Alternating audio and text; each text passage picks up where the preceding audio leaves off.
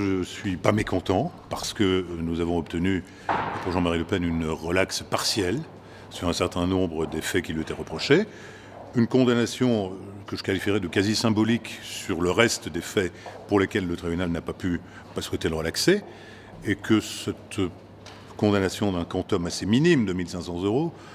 est, à mon avis, dans l'esprit du tribunal, un message envoyé à Jean-Marie Le Pen pour qu'il ne fasse pas appel et qu'il accepte peut-être cette sanction un peu symbolique qui lui est donnée. Voilà, dans le but de ne pas encombrer outre mesure la justice par une affaire un petit peu ridicule et qui dure depuis déjà trop longtemps et qui a mobilisé un peu les débats, l'essentiel de cet après-midi à la 12e chambre de Nanterre. Voilà, donc personnellement, je ne suis pas mécontent du résultat. Je vais bien évidemment laisser la décision quant à l'opportunité d'un appel ou d'une acceptation de cette décision à mon client, qui va se laisser, je pense, le temps de la réflexion, le délai d'appel étant, comme chacun sait, de 10 jours. Alors tout dépend de ce qu'on appelle son domicile. Dans son domicile de Montretout à Saint-Cloud, on avait retrouvé une arme qui est un pistolet de calibre 9 mm, qui lui a été offerte par un membre des services spéciaux, puisqu'il a, au titre de ses fonctions, durant toute sa vie, été amené à en croiser, à en côtoyer sur son chemin,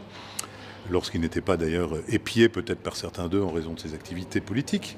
et qu'il a pu se lier d'amitié et de sympathie avec certains d'entre eux, et un jour, une personne, des hauts responsables, dont le nom n'a pas à être divulgué, lui a remis, à titre de cadeau, une de ses armes pour que, le cas échéant, il puisse se défendre en cas de besoin. Mais il a fait tellement peu de cas de ce cadeau, qui était quasiment un peu un cadeau empoisonné, qu'il l'a enfermé,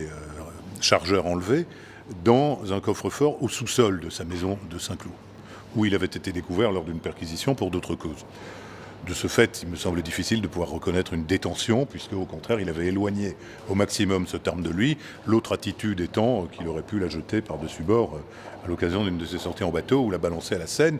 ou pourquoi pas venir la remettre à la police, mais voilà. Il a fait le choix de s'en séparer, de la voir le plus loin des yeux, et c'était la possession d'une des armes qui lui a valu cette condamnation symbolique d'aujourd'hui. Toujours pas. Non, je ne crois qu'on ne le connaît pas parce que, comme vous le disiez justement, on s'est beaucoup focalisé sur cette procédure que je qualifierais d'incidente, mais sur, en revanche, l'enquête de flagrance qui avait conduit les policiers à intervenir immédiatement après les sapeurs-pompiers. Aucune évolution dans l'affaire n'a été constatée, de la même façon que dans l'attentat de la Villa Poirier en novembre 1976. On ne sait toujours pas aujourd'hui qui et pourquoi le coup a été fait. On vous dira que c'était peut-être pour sécuriser les lieux, ce qui peut entrer d'une façon générale dans une mission d'ordre public des pompiers qui vont visiter même des pièces dans lesquelles l'incendie n'est pas encore parvenu pour les sécuriser. Mais le procédé est quand même curieux, et quand on sait la curiosité qu'inspire Jean-Marie Le Pen à des forces de l'ordre, enfin plus exactement au parquet, aux parquetiers, aux enquêteurs de tout poil qui sont sur son dos depuis des années qu'il est en politique et toujours dans l'opposition, quels que soient les gouvernements qui se succèdent, on ne s'étonne pas qu'on ait voulu profiter de cet incendie qui finalement tombait à point nommé pour faire une sorte de mini-perquisition ou de pseudo-perquisition,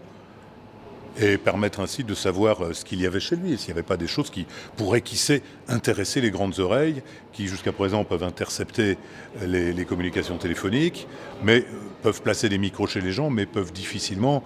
passer leurs yeux à travers les murailles. Donc c'était très intéressant de voir éventuellement ce qui pouvait se passer chez Jean-Marie Le Pen. La perquisition n'a rien amené de bien spectaculaire, donc c'est ça, je crois qu'il n'est pas excessif de parler de pseudo-perquisition. C'est bien une pseudo-perquisition qui a été faite dans ces locaux, avec ceci de particulier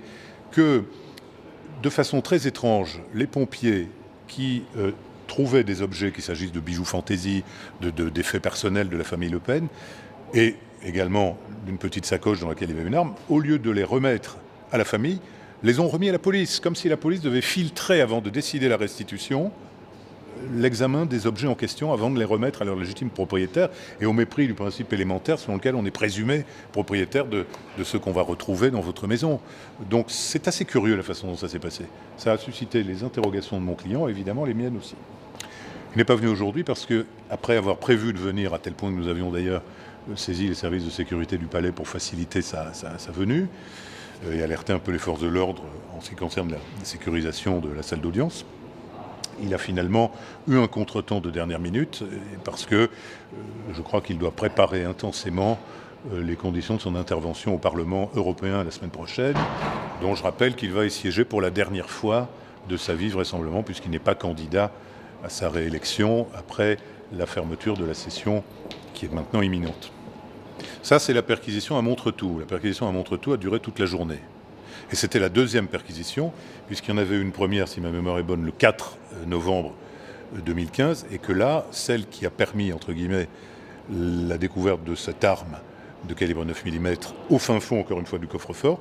était une perquisition qui était la deuxième, parce que j'avais demandé que la première s'arrête au moment où les enquêteurs, qui étaient très nombreux, qui étaient légion dans la maison et qui étaient accompagnés d'un serrurier à la main peu délicate, voulaient commencer à meuler un bureau ancien pour l'ouvrir. À quoi j'ai demandé qu'on veuille bien mettre des scellés et que mon client, lors de son retour de voyage une semaine après, se ferait évidemment un devoir et un plaisir d'ouvrir les tiroirs de son bureau, ce qu'il a fait. Et on est d'ailleurs, pour l'anecdote et pour vous montrer le niveau de défiance dont il fait l'objet, on est allé l'attendre en catimini à la descente de son avion alors qu'il revenait de vacances. Il était parti 15 jours à l'étranger. Et on l'a suivi sur l'autoroute jusqu'à ce qu'il arrive chez lui. Et ainsi, les forces de l'ordre ont pu entrer simultanément